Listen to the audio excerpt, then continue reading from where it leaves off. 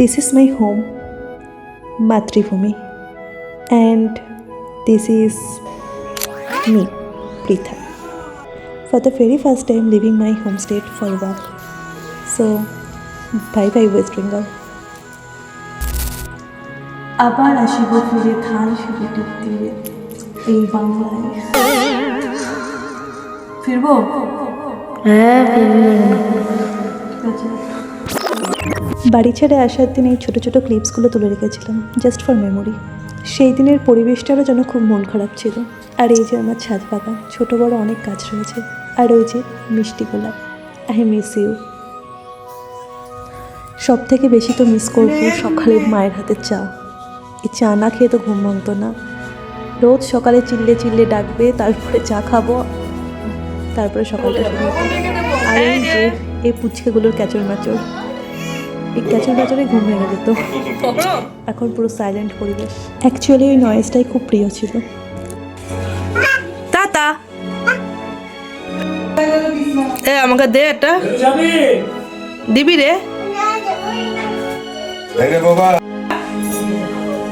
Tata.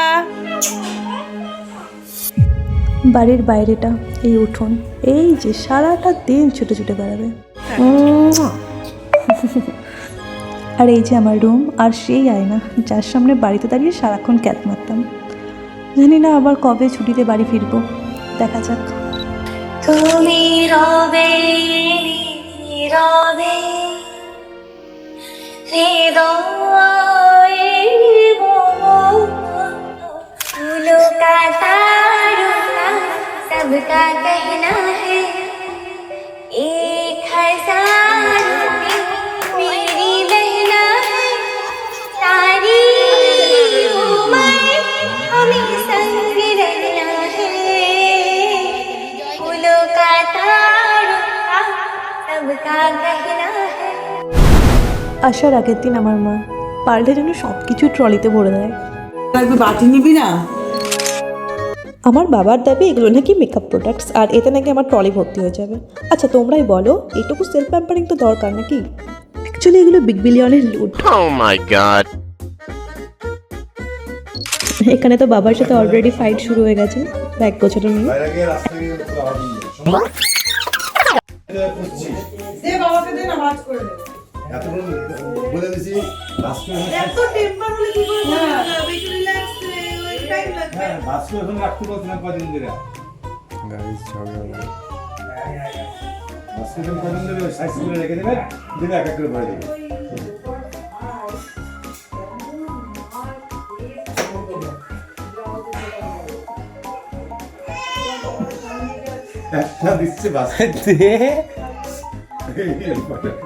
বাবা ধরে ফেলেছে যে ভিডিও হচ্ছে লুকিয়ে লুকিয়ে।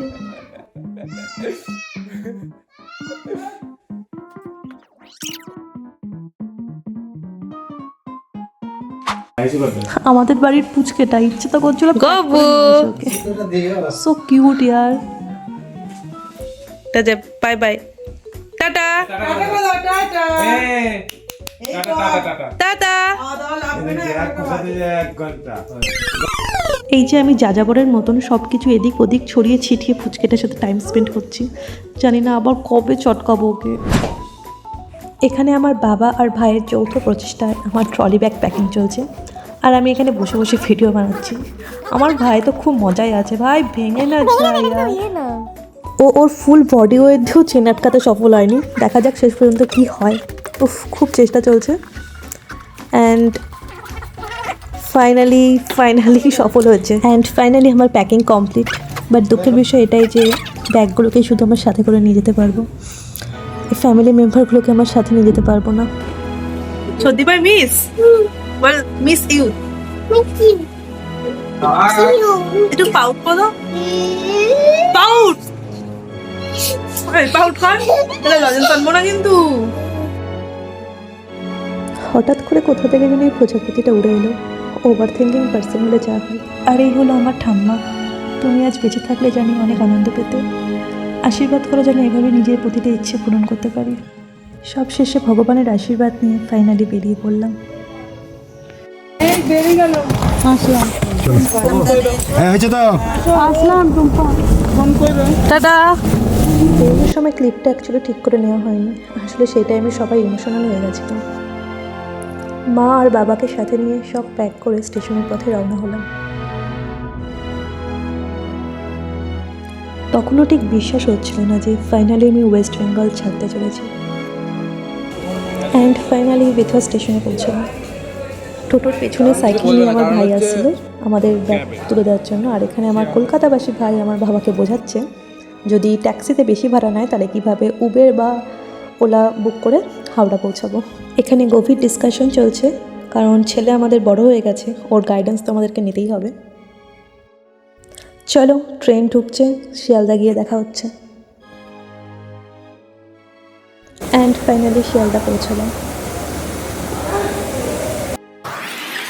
অনেক লোকজন ছিল, তাই ট্যাক্সি দিয়ে ঠিকঠাক ভাড়া পেয়ে গেছিলাম হাওড়া যাওয়ার জন্য। ফাইনালি শিয়ালদা ছেড়ে এবার হাওড়া যাওয়ার পথে রওনা হলাম।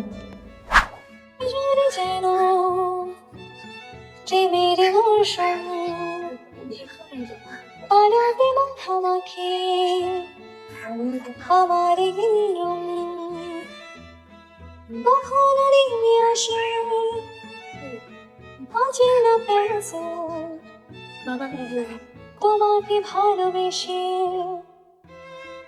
আমার কলকাতা, তুমিও হেঁটে দেখো কলকাতা, তুমিও ভেবে দেখো যাবে কি না যাবে আমার সাথে। সো ফাইনালি হাওড়া পৌঁছালাম, আর এখান থেকে সকালবেলায় আমাদের হাওড়া বন্দে ভারত এক্সপ্রেস ছিল। ফার্স্ট টাইম বন্দে ভারতে ট্রাভেল করছি অ্যাকচুয়ালি আমরা, সো আমরা সকলেই খুব এক্সাইটেড ছিলাম। সকাল হয়ে গেছে, খুব সুন্দর লাগছে পরিবেশটা, আকাশটা খুব সুন্দর লাগছে।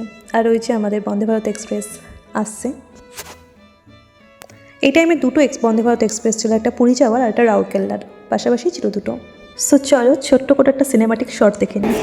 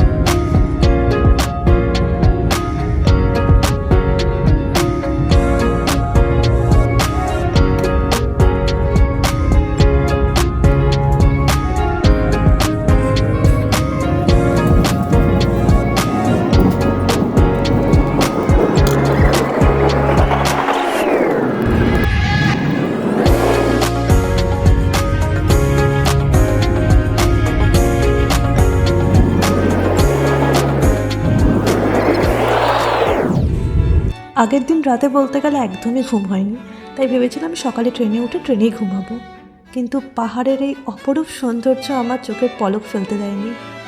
আর ঠিক এভাবে পাহাড়ের সৌন্দর্য দেখতে দেখতে কখন জানি না আমার গন্তব্যস্থলে পৌঁছে গেলাম।